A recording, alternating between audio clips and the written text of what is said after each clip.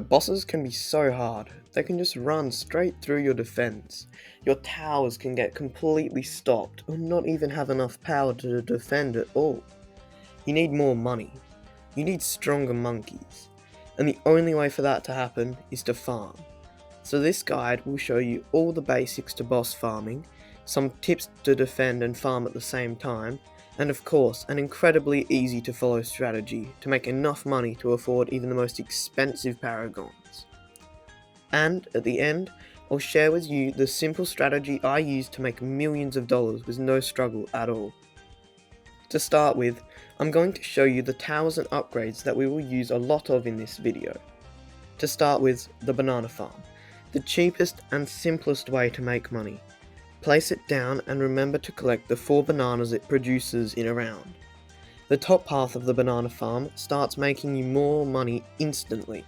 Just upgrading on the top path makes the farm produce more and more bananas. The middle path starts off with making the bananas more valuable, but then gets more complex with the monkey bank and then even crazy with the IMF loan. So I'll teach you about them in a more advanced tutorial. The bottom path of the banana farm starts with upgrades that don't really make any more money, but then at tier 3 it starts making money with the marketplace upgrade. So when we get into the strategies, you're going to see a lot of the marketplace. There are lots of other methods of making money in Bloons, like boat farming, sniper and helicopters, druid farming, rubber to gold alchemists, balloon traps, different heroes, and of course villagers. But to keep this video on the simple side, we'll look at these in a different video. So basically, in boss farming, you need to balance between building your defense and buying banana farms. But how the hell would you do that? So my first tip for defending and farming at the same time is using a hero. A hero levels up and gets stronger over time, just like the balloons you have to defend against. And the best part is, the levels are free. Some of my favourites for being able to defend the early rounds are Sorta and Quincy. They are both cheap enough to place down at the very start of the game, and with a few levels can pop every balloon type. They are great for saving up money to buy a farm within the first few rounds of a game. So for your next boss event, try picking one of these 2 heroes to help you defend. My second tip for combined defending and farming is to not over-defend. It's quite common for beginner players to spend all their money on towers to make sure they don't lose, but then have no money left over for farming. I think you could be surprised with what a good tower placement in a good position can do. The next thing I'll say is that it's okay to lose some lives. A single balloon sneaking past isn't a good enough reason to build an entire new monkey. I know it's painful to see that number go down, but you do have to remember that the only life that matters is the last one. Alright, time to list some good early game towers. To start us off, we have the crossbow dart monkey. This guy is cheap damage and can even deal with all of your camo bloom problems. The next monkey on the list is the Red Hot Rangs Glaive Ricochet Boomerang monkey. This guy is a bit more expensive, but can easily deal with the rounds in the 30s, and all those pesky lead balloons. Now for some towers to use after round 40. The Dragon's Breath Wizard is the best in my opinion. This monkey can pop all balloon types except for purple, easily dealing with leads, camos, and even Moabs. A Dragon's Breath Wizard paired with a Moa Glaive's Boomerang or a Sharpshooter will easily deal with all the rounds between round 40 and 60. My favourite tower for the rounds after round 60 has got to be the Spirit of the Forest. This monkey has global vines that can pop any type of balloon. Just make sure to cross path it with the top path. The Spirit of the Forest also makes you money for the farming as well. For the rounds between 80 and 100, I like to use 2 good tier 5s, like the Spirit of the Forest and Carpet of Spikes, or Glaive Lord and Moab Domination for example. Or if you want to, you can just buy a Ray of Doom and have no chance of losing. After tier 4 though, you really need a cheap paragon to make sure you don't lose, like the Dart Paragon or Boomerang Paragon. All these towers will help you defend while still having enough money to farm a good amount. So with that, I think it's time to show you a super simple yet effective farming strategy. You can see me using this strategy on an intermediate map with no monkey knowledge, so you should be able to follow along. So to start with, I'm going to get Quincy down as close to this corner as possible, so we can see as much track as possible. Next, I trusted in Quincy to defend all the rounds while I saved up for the first farm of the run. No surprise there, the first step in a farming strategy is placing down a farm. After buying your first farm, you want to upgrade it to 100, or in regular people talk, upgrade the top upgrade, and then upgrade it to 200 to make it produce even more money. After completing your first 200 farm, it's a good time to buy some more defense. Do what I said earlier in the video and buy a crossbow dart monkey to help Quincy beat the Bloons. The next step in this strategy is to build another 200 farm. These banana farms are good money for value and are simple to understand. We are aiming to get 4 of these farms very soon, so keep getting more of them. Now that we have 4 of these farms, we can get ourselves some more defense. Start building a red hot rangs boomerang. This will later get turned into a glaive ricochet boomerang. Next step in the farming strategy is to upgrade your 4 farms to the marketplace upgrade. Start just by upgrading 1 along the bottom path until you get to the marketplace upgrade. Next, do this for your next 2 farms, upgrading them to marketplace. By now, you might need some more defense though, so upgrade your boomerang to glaive ricochet. And now, upgrade the final farm to marketplace. This is all the farming that we will do before the first boss tier, so save up the rest of the money. When it's time to place your towers that will defeat the boss balloon, it's okay to sell some of your farms to buy some upgrades. You can always get them back after the boss fight.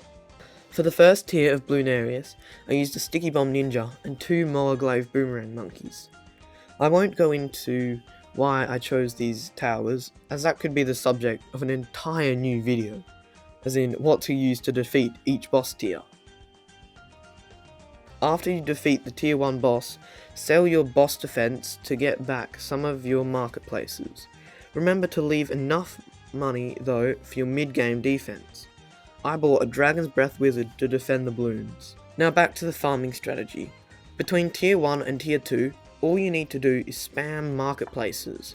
Just get as many as you can. As soon as you have enough money to buy a new marketplace, buy it. Be careful of the rounds though. I upgraded my crossbow monkey into a sharpshooter to make sure I didn't lose. And also remember to stop buying marketplaces a few rounds before the tier 2 boss fight to save money for your defense. Here, I bought a Spirit of the Forest and during the boss fight a Master Bomber. After the boss fight, sell some of your defense to get more marketplaces. If you run out of space for marketplaces, just upgrade them to central markets. Yes, it's that simple. Until the next boss fight, just upgrade your marketplaces to central markets. But if you are playing on a map with more space for farming than I am, continue filling the entire map with marketplaces. Marketplaces are a lot better than central markets, so only once you've filled out the entire map with them should you start upgrading them further.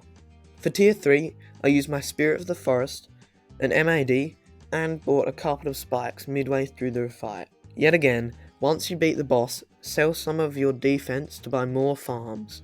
Continue trying to fill up the entire map with central markets, and if you do manage this, then you can upgrade one of them to the tier 5, Monkey Wall Street. And if you get that as well and you still want to make more money, you can sell one of your central markets and buy a Banana Central tier 5 farm. If you do all these things, you'll have more than enough money to defeat any normal boss. For tier 4, I sold some of the central markets to buy a degree 21 Ninja Paragon that absolutely shredded the boss.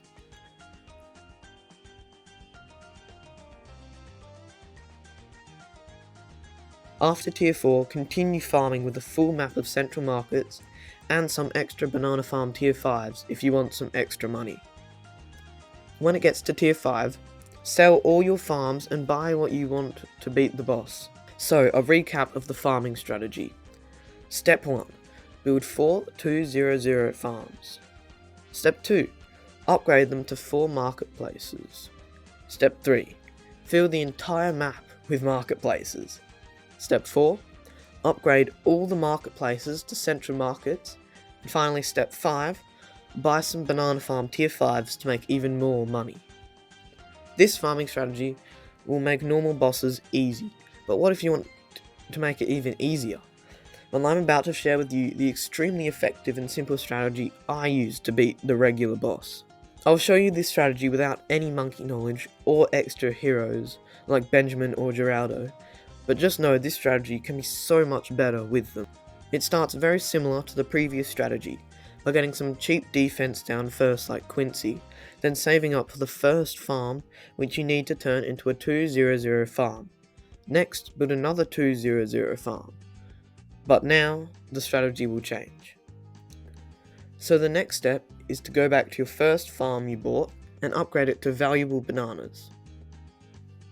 And after you do that, go to your other farm and upgrade it to 202. Wait until you have about $1,100, then sell that farm and upgrade the other to a bank. Next in the strategy, while the bank is filling up with money, buy another 200 farm. Remember to keep up with your defense as well. When the bank is full, collect it and sell the bank. Upgrade the farm you already bought to a marketplace with the money from the bank.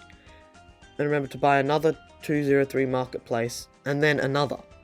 Continue working towards another 2 marketplaces so you have at least 5 in total. This strategy is a little more complex, but it gives you more money going into the tier 1 boss fight. With no monkey knowledge, this strategy is so much worse though. For example, with monkey knowledge, banks fill up with money faster and can even hold more money. Monkey knowledge can also give you an extra $200 at the start of the game, and even a free dart monkey which can act as your defense for a few rounds. So it should be clear that your level of monkey knowledge can be a big factor in how well you do in a boss event. But even without monkey knowledge, the aforementioned strategy gains you some extra money. So just remember the steps of the strategy. Step 1. Get 2 even greater production farms. Step 2.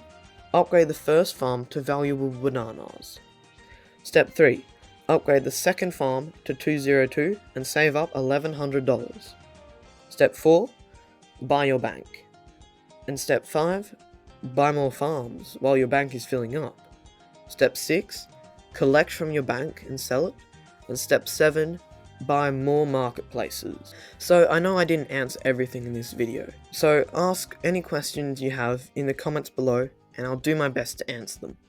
Also, anyone who is more experienced with farming, try and help people who are just getting started on their BTD6 journey by saying your own tips and strats in the comments below. Thanks for making it to the end of this video, and while you're here, just hit that like and subscribe button to help out the channel, and I'll see you in the next one.